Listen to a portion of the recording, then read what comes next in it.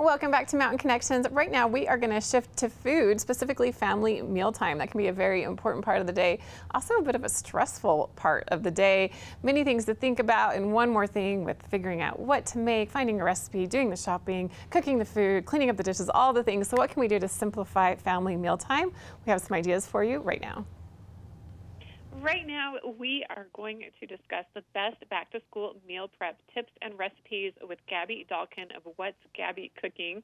Gaby, thanks for being here. How are you? Hi, Christine. I'm so good. How are you? So let's start out talking about the school year. It feels a bit more stressful this year for parents. Would you agree? Yeah, it's just kind of wild. Kids are going back to school. Some parents are still working from home. Some people are going back to the office. I feel like there's a lot of balls up in the air, and I am here to make dinner time even easier, so at least you're not stressed out about that. Oh, that is great news. So what ideas do you have to ease the stress of mealtime? So we have a bunch of different incredible recipes in front of me that are all going to be a simple lift on the parents' end, and you can actually get your children involved in making these dishes. Over here is a ham pocket, which is literally just deli sliced ham in a pita pocket. You could add cheese, you could add carrots, you could add hummus, whatever you want. If you need a quick dinner, that is your go-to. In front of me over here, these are pepperoni rolls. So imagine pepperoni pizza rolled up in some dough, sliced into a pinwheel, and baked. You can dip them in marinara or pesto. They are excellent. And then if you want something a little bit more substantial and comforting, this is a pork pot pie. So if you've got ground pork, frozen veggies, some of those refrigerated breadstick twisty things, you have pork pot pie in, 15, 20 minutes. Oh, it all sounds absolutely delicious. How did the National Pork Board come up with this impressive list?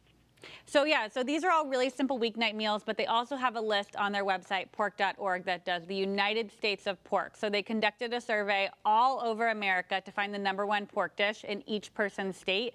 So for me in California, it's a carnitas burrito. For you guys in Utah, it's a green chili pork tacos, which sound incredible, and I can't believe I haven't had them. I need to come immediately. These pepperoni pinwheels are also one of the recipes.